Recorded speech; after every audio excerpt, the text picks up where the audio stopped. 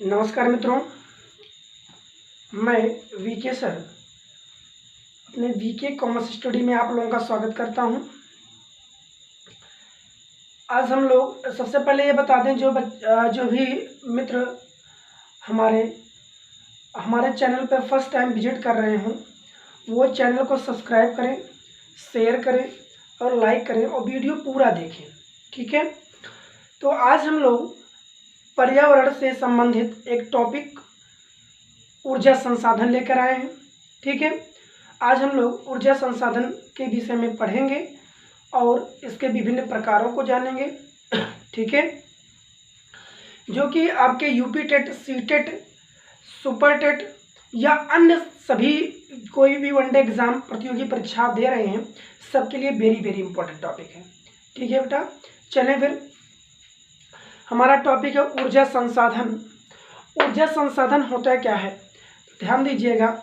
ऊर्जा, आप जानते हैं कि ऊर्जा किसे कहते हैं? किसी भी मशीन या व्यक्ति या कोई भी जो कार्य करने की उसके पास कैपेसिटी होती है वही उसके लिए क्या मानी जाती है? ऊर्जा। तो जो कैपेसिटी बनानी पड़ती है तो कैपेसिटी बनाने के लिए उसके कोई ना कोई स्रोत होते हैं। ठीक है, तो उसे ही ऊर्जा के स्रोत या संसाधन के नाम से जाना जाता है।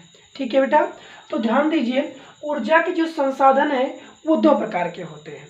कितने होते हैं? दो प्रकार के होते हैं। ऊर्जा के संसाधन कितने प्रकार के होते हैं? दो सब प्रकार के होते हैं। पहला है अनवीनीकरण या परंपरागत ऊर्जा संसाधन।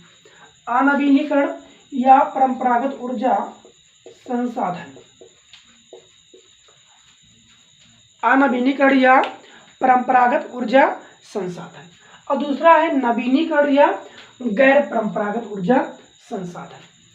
ठीक है, तो आज हम लोग क्या पढ़ेंगे? अनवीनीकरण या परंपरागत ऊर्जा संसाधन। ठीक है, इसके विषय में जितने भी टॉपिक हैं लगभग संपूर्ण जितनी मेन टॉपिक इंपॉर्टेंट हैं प्रयास करेंगे सारे टॉपिक को यहाँ इन्वॉल्व किया जाए।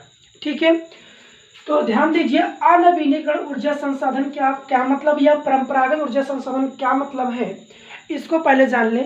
नाम से स्पष्ट हो रहा, अनवीनीकरण मतलब ऐसी ऊर्जा जिसका उपयोग करने के बाद दोबारा उपयोग में न लाया जा सके उसे क्या कहा जाता है? अनवीनीकरण। ठीक है, और ऐसी ऊर्जा जिसका उपयोग करने के बाद दोबारा भी उसको किसी न किसी कार्यों में प्रयोग में लाया जा सकता है उसे क्या बोला जाता है भाई?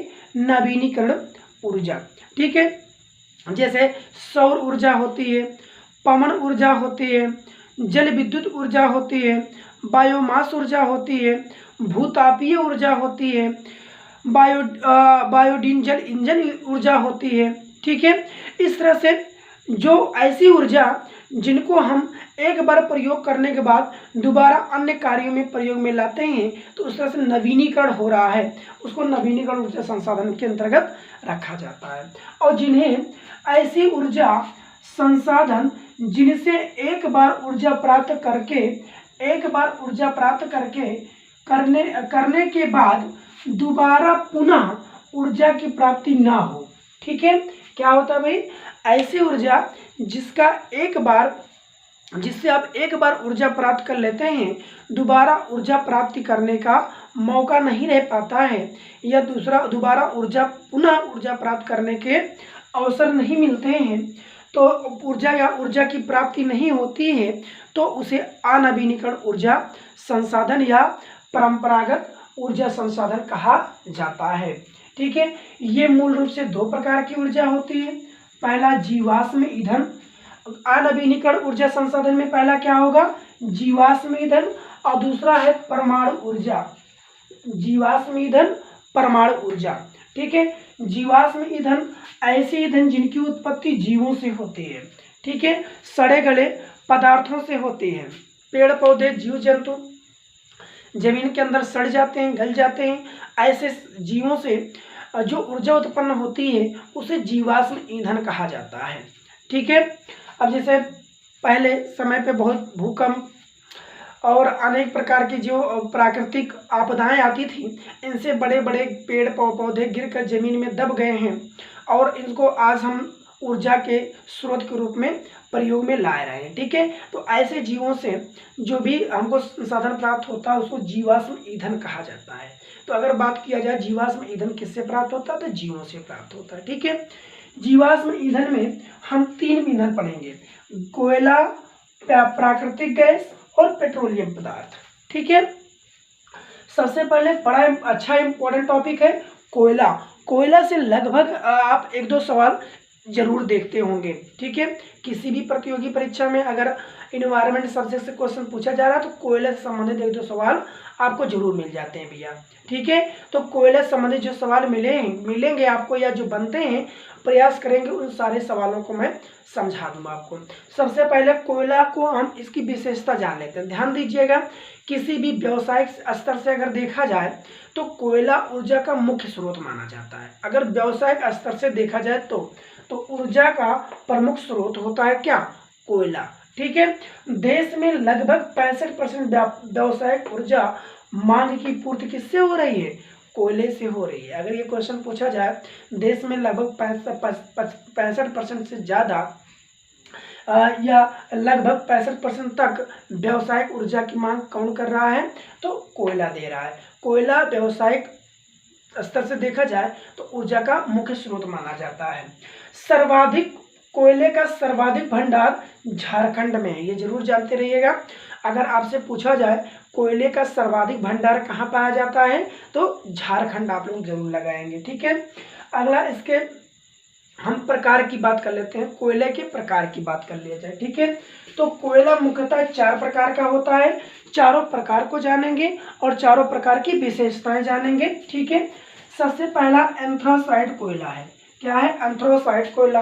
एंथ्रासाइट कोयला सबसे पहले ये जानिए कि कहाँ पाया जाता है, तो जम्मू कश्मीर में पाया जाता है। एंथ्रासाइट कोयला कहाँ पाया जाता है, जम्मू कश्मीर में पाया जाता है, जिसकी कार्बन की मात्रा 94% से 98% होती है।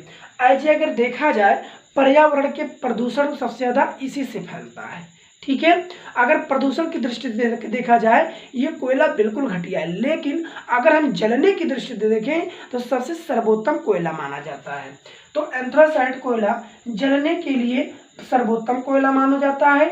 ये सबसे मजबूत चमकदार काले रंग का होता है। ठीक है, एंथ्रासाइट सबसे मजबूत कोयला है और चमकदार है, काले रंग का होता है। ठीक है, इसका प्रयोग स्पेस हीटिंग, जैसे घरों में या व्यवसायों में या अन्य किसी औद्योगिक संस्थाओं में इसका प्रयोग स्पेस हीटिंग आदि के प्रयोग में लाया जाता है। ठीक है, एंथ्रासाइट कोयला के में क्या क्या हम जान लिए भाई, ये कहाँ पाया जाता है, सबसे ज़्यादा जम्मू एंड कश्मीर में पाया जाता है। इसमें कार्बन की मात्रा कितनी होती है, 94 से 98% होती है। जलने की दृष्टि से सबसे सर्वोत्तम माना जाता है, लेकिन अगर पर्यावरण के प्रदूषण के आधार पर देखा जाए तो सबसे ज़्यादा प्रदूषण कहाँ फैलता है, इसी कोयला से होता है। ये सबसे ज़्यादा मजबूत, अधिक चमकदार काले रंग का कोयला होता है। इसका प्रयोग स्पेस हीटिंग आदि के लिए किया जाता है। इतनी बातें आपको एंथ्रासाइट कोयला के अंतर्गत याद करना है। ठीक है, अगला है बिटुमिनस कोयला।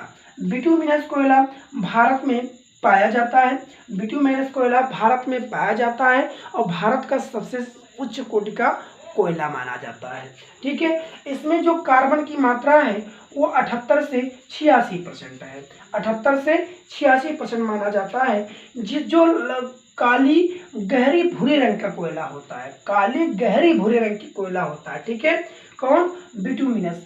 बिटुमिनस से जो है कोक का निर्माण होता है। बिटुमिनस से किसका निर्माण होता है, कोक का निर्माण किया जाता है। तो अगर आपसे पूछा जाए कोक का निर्माण किस कोयला के माध्यम से होता है, तो बिटुमिनस कोयला के माध्यम से होता है। बिटुमिनस कहाँ का प्रसिद्ध कोयला है, तो भारत का प्रसिद्ध कोयला है। बिटुमिनस का रंग कैसा होता है, काला और गहरा भूरे रंग का होता है। इसमें कार्बन की मात्रा कितनी पाई जाती है, 78 से 86% पाई जाती है। तो इतनी बातें आपको याद कर लेना है बेटा। ठीक है, अगला कोयला है लिग्नाइट। अगला क्या है, लिग्नाइट कोयला। लिग्नाइट कोयला क्या है भाई, लिग्नाइट कोयला सर्वाधिक कहाँ पाया जाता है, तो आप बताएंगे तमिलनाडु में पाया जाता है। यह किस रंग का होता है, भूरे रंग का होता है। इसका प्रयोग विद्युत ऊर्जा आदि के लिए किया जाता है, जिसमें कार्बन की जो मात्रा होती है 28 से 30% होती है। तो ध्यान दीजिएगा, बिटुमिनस कोयला हो गया और लिग्नाइट कोयला हो गया। लिग्नाइट कोयला कहाँ पाया जाता है? तो तमिलनाडु में पाया जाता है। इसकी कार्बन की मात्रा 28 से 30% होती है। यह भूरे रंग का कोयला होता है। इसका प्रयोग कहाँ होते हैं? विद्युत ऊर्जा के लिए किया जाता है। ठीक है, तो समझ में आ गया होगा। अगला पीट कोयला। पीट कोयला सर्वाधिक कहाँ पाया जाता है भाई? झारखंड उड़ीसा में पाया जाता है। सर्वाधिक कहाँ पाया जाता है? झारखंड उड़ीसा। और ये सबसे अच्छा कोयला माना जाता है। किस दृष्टि से? पर्यावरण की दृष्टि से। अगर आपसे क्वेश्चन पूछा जाए कि पर्यावरण की दृष्टि से सबसे सर्वोत्तम कोयला कौन सा है, तो आप क्या बताएंगे? पीट कोयला है। पीट नाम है, जो सर्वाधिक कहाँ पाया जाता है? झारखंड या उड़ीसा में पाया जाता है, जिसकी कार्बन की जो मात्रा है 27% से भी कम पाई जाती है। ठीक है, तो चारों कोयला याद है। पहला एंथ्रासाइट, दूसरा बिटुमिनस, तीसरा क्या है भाई? लिग्नाइट, और चौथा पीट। एंथ्रासाइट कहाँ पाया जाता है? जम्मू कश्मीर में, और बिटुमिनस भारत में, और लिग्नाइट तमिलनाडु में, और पीट झारखंड उड़ीसा में। ठीक है, एंथ्रासाइट का प्रयोग स्पेस हीटिंग व्यवसाय में किया जाता है, और बिटुमिनस का प्रयोग कहाँ होता है? बिटुमिनस का प्रयोग क्या? कोक आदि के निर्माण के लिए किया जाता है। लिग्नाइट कोयला विद्युत के लिए। ठीक है, और पीट कोयला सामान्य तरीके से जलाने, भट्टी में आदि के लिए प्रयोग में लाया जाता है, जिसमें कार्बन की मात्रा सबसे कम पाई जाती है। पर्यावरण की दृष्टि से सबसे बेहतर कोयला कौन सा है? पीट कोयला है। जलने की दृष्टि से सबसे बड़ा कोयला, बेहतर कोयला कौन सा है? कौन है? एंथ्रासाइट कोयला है। ठीक है, तो ये बातें आपको याद रहनी चाहिए, जिससे इस पर कम से कम 1-2 क्वेश्चन जरूर आपको यूपी टेट के एग्जाम में मिलना ही मिलना है। ठीक है बेटा, कोई समस्या तो नहीं? चलिए अगला बात करेंगे। ठीक है, तो चलिए अगला क्या है? प्राकृतिक गैस। कोयला हो गया, कोयला समझ में आ गया। प्राकृतिक गैस जानते हैं भाई। प्राकृतिक गैस के अंतर्गत सबसे पहला एलपीजी जानते हैं। कभी कभी यही पूछ लेते हैं एलपीजी का पूरा नाम क्या है? तो एलपीजी का पूरा नाम लिक्विड पेट्रोलियम गैस है। ठीक है, क्या है? लिक्विड पेट्रोलियम गैस माना जाता है। इसमें 2 प्रकार की गैसें पाई जाती हैं, एक प्रोपेन पाई जाती है, दूसरा ब्यूटेन पाई जाती है। ठीक है, प्रोपेन में 3 सी मतलब क्या होता है? कार्बन की मात्रा कितनी है? 3 है। और इसमें कितना है? क्या ये? 4 इकाई है। ठीक है, तो प्रोपेन और ब्यूटेन, और रसोई के लिए सबसे ज्यादा कौन सी प्रयोग में लाई जाती है? प्रोपेन गैस प्रयोग में लाई जाती है। ठीक है, रसोई के लिए प्रोपेन गैस का प्रयोग में लाया जाता है। ठीक है, और कार्बन के कितने अणु होते हैं? 4 अणु ब्यूटेन में होते हैं, और प्रोपेन में 3 अणु होते हैं। ठीक है, अगला है सीएनजी। ये क्वेश्चन नेट एग्जाम में भी पूछा गया था। सीएनजी का फुल फॉर्म क्या होता है? ठीक है, लगभग 2017-18 के पेपर में पूछा गया था। तो आपके मतलब टेट के एग्जाम में तो नॉर्मल है, पूछा जा सकता है। ठीक है, तो कंप्रेस्ड नेचुरल गैस सीएनजी का फुल फॉर्म होता है, जिसमें कौन सी गैस पाई जाती है? मीथेन पाई जाती है। कौन सी गैस पाई जाती है? मीथेन में, जिसमें कार्बन की मात्रा 1 अणु के बराबर होती है, और जिसका प्रयोग मोटर गाड़ी आदि में करते हैं। ठीक है, तो प्राकृतिक गैस में 2 गैस हैं, कौन कौन सी? एलपीजी और सीएनजी। एलपीजी का प्रयोग रसोई कार्यों के लिए, ठीक है, और सीएनजी का प्रयोग गाड़ी मोटर आदि के लिए। ठीक है, एलपीजी में कौन कौन सी गैस पाई जाती है? ब्यूटेन और प्रोपेन। प्रोपेन का प्रयोग रसोई घर के लिए, और ब्यूटेन का प्रयोग अन्य कार्यों के लिए। ब्यूटेन में कार्बन की मात्रा 4 अणु, और प्रोपेन में 3। ठीक है, सीएनजी का full form compressed natural gas. आप इसको ऐसे बार बार आप पढ़ेंगे तो आपको याद हो जाएगा। ठीक है, अगला है भारत में प्राकृतिक गैस के सर्वाधिक भंडार कहाँ पाया जाता है? तो बेसिन के गोदावरी में पाया जाता है। भारत में सर्वाधिक जो प्राकृतिक गैस का भंडार है बेसिन के गोदावरी में है। अगर और भी देखा जाए तो गुजरात के हजीरा में है, असम के डिगबोई क्षेत्र में है, तमिलनाडु में है, त्रिपुरा में है, और मुंबई हाई में है। ठीक है, भारत के इन क्षेत्रों में सर्वाधिक प्राकृतिक गैस का भंडार पाया जाता है। कहाँ कहाँ पाया जाता है? बेसिन के गोदावरी में, असम के डिगबोई में, ठीक है, और गुजरात के हजीरा में, तमिलनाडु में, त्रिपुरा में, मुंबई हाई में, ठीक है। इन सभी क्षेत्रों में सबसे अधिक प्राकृतिक गैस की मात्रा पाई जाती है, भंडार पाया जाता है। अगर सबसे ज़्यादा पूछा जाए तो मुंबई हाई में, ठीक है। चलिए अगला है पेट्रोलियम पदार्थ। तीसरा क्या है बेटा? पेट्रोलियम पदार्थ।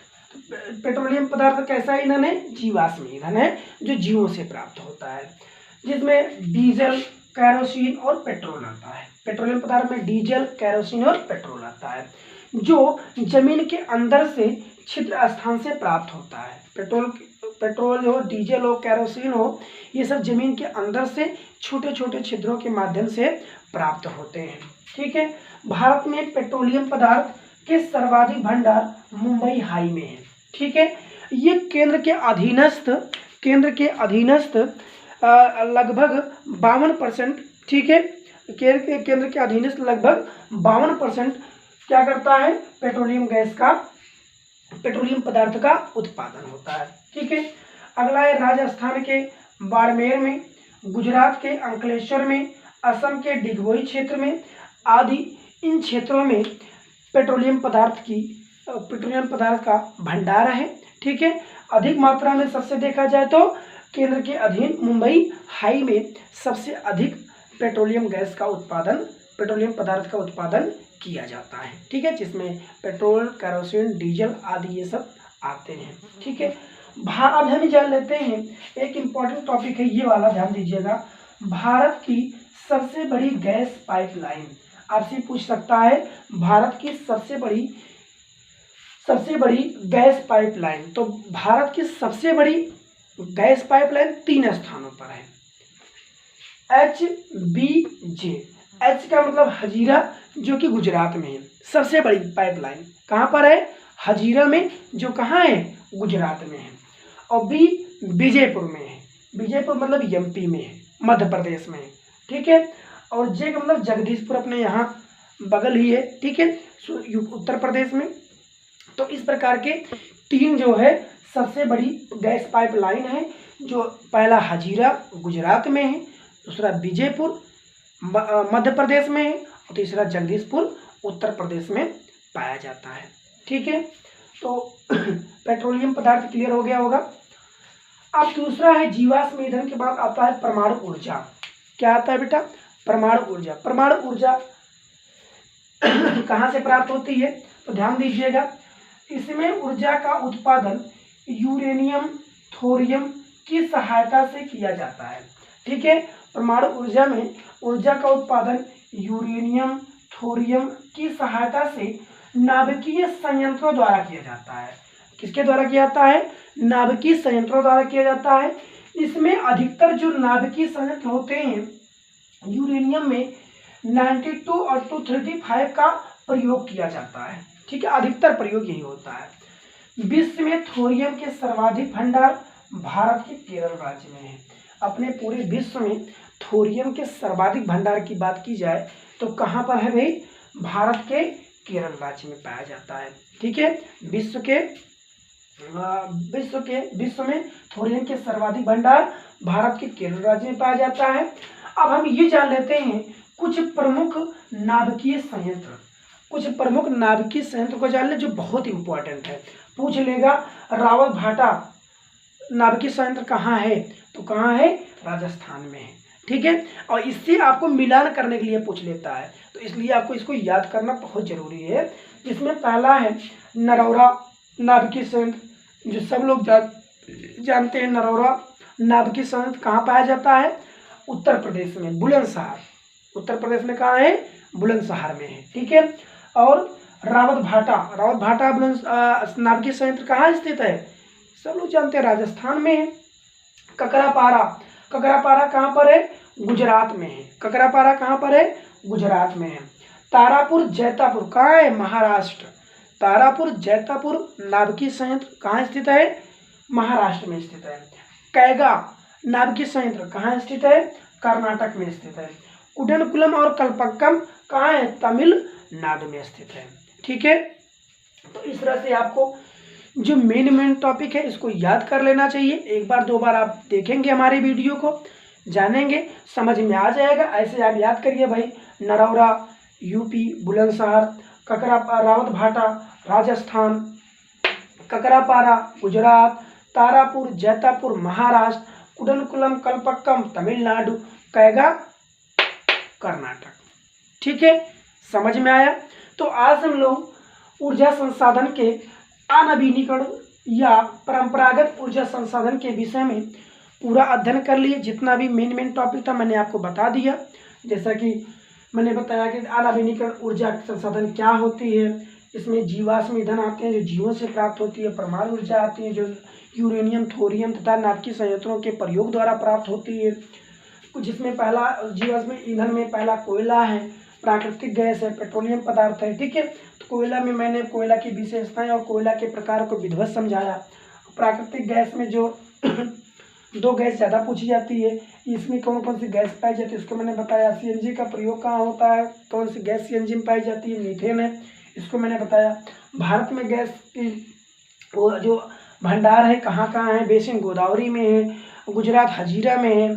ठीक है, असम में डिगमोई में है, तमिलनाडु में, त्रिपुरा में, मुंबई हाई में है। इधर हमने गैस के विषय में बताया, पेट्रोलियम पदार्थ के विषय में जिसमें डीजल, कैरोसिन और पेट्रोल के विषय में बताया। तो इस तरह से आप सबसे बड़ी पाइपलाइन एचबीजे हजीरा कहाँ पर है, गुजरात में है, और बी विजयपुर मध्य प्रदेश, और जगदीशपुर यूपी। ठीक है, एचबीजे शॉर्ट नेम है।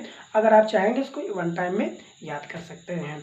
ठीक है, तो शॉर्ट स्क्रीन भी कर सकते हैं आप लोग, जिससे कि कभी भी पढ़ाई कर सकते हैं। ठीक है, तो समझ में आया। धन्यवाद। एक बार फिर से कहेंगे, जो भी मित्र हमारे इस वीडियो को फर्स्ट टाइम देख रहे हैं वो सब्सक्राइब करें, लाइक करें, शेयर करें और बेल आइकन बिल्कुल दबाना ना भूलें, जिससे कि समस्त नोटिफिकेशन आप तक पहुंचते रहे। धन्यवाद।